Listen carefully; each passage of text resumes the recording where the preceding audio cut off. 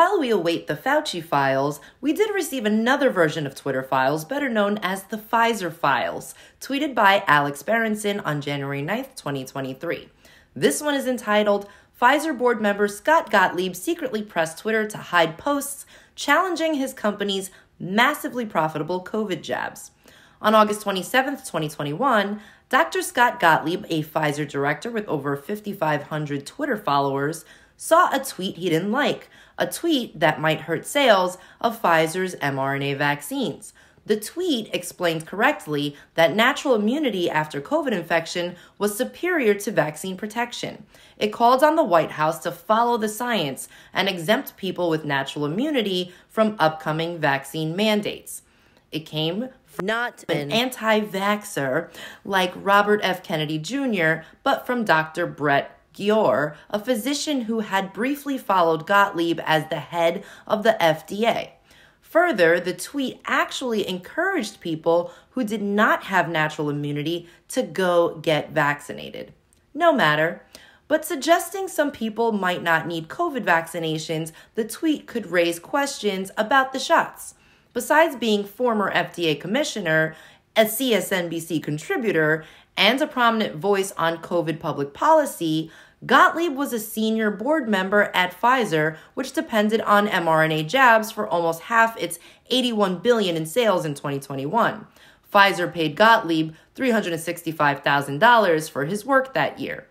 Gottlieb stepped in, emailing Todd O'Boyle, a top lobbyist in Twitter's Washington office, who was also Twitter's point of contact with the White House. The post was corrosive, Gottlieb wrote. He worried it would end up going viral and driving news coverage. Through Jira, an internal system Twitter used for managing complaints, O'Boyle forwarded Gottlieb's email to the Twitter Strategic Response Team. That group was responsible for handling concerns from the company's most important employees and users.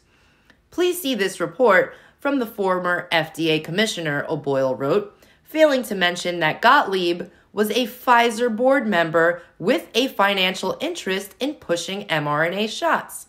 A strategic response analyst quickly found the tweet did not violate any of the company's misinformation rules.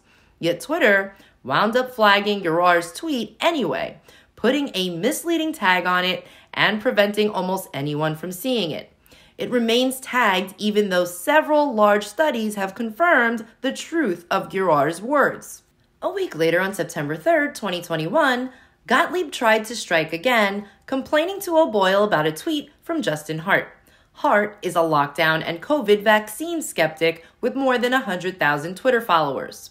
Sticks and stones may break my bones, but a viral pathogen with a child mortality rate of about 0% has cost our children nearly 3 years of schooling, Hart had written. Why Gottlieb objected to Hart's words is not clear, but the Pfizer shot soon would be approved for children 5 to 11, representing another massive market for Pfizer if parents could be convinced COVID was a real threat to their kids. O'Boyle referred to former FDA Commissioner Gottlieb when he forwarded the report, again ignoring Gottlieb's current work for Pfizer.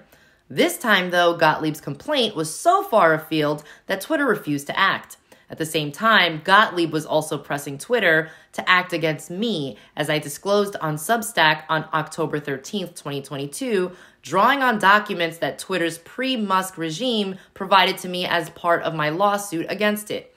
Gottlieb's action was part of a larger conspiracy that included the Biden White House and Andrew Slavitt working publicly and privately to pressure Twitter until it had no choice but to ban me. I will have more to say about my own case and will be suing the White House, Slavitt, Gottlieb, and Pfizer shortly. The morning after I wrote that article, Gottlieb appeared on CNBC, the financial news channel where he's a contributor, and offered what at best was a seriously misleading explanation of his actions and his motives. Gottlieb did not deny pressing Twitter on me. He could not, given the documents I had released the night before.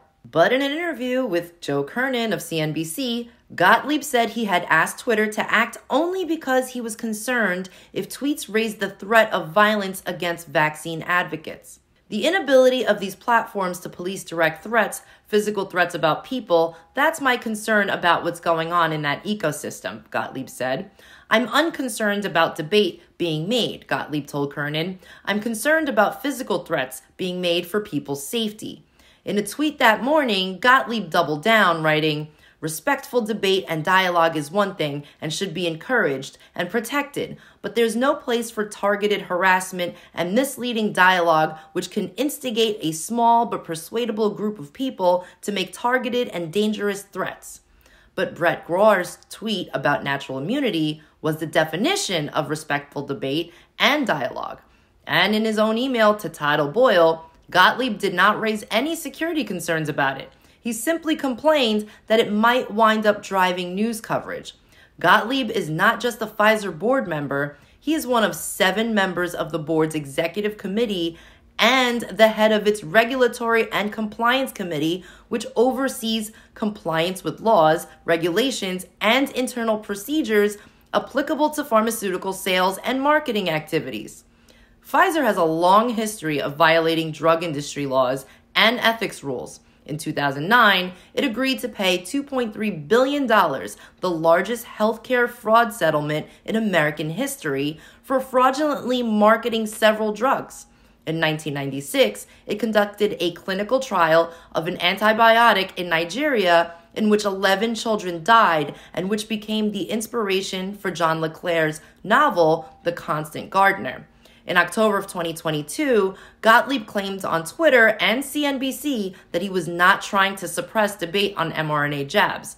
These files prove that Gottlieb, board member at a company that has made $70 billion on the shots, did just that. There's been a lot of panic by those mentioned negatively in the Twitter files and now the Pfizer files.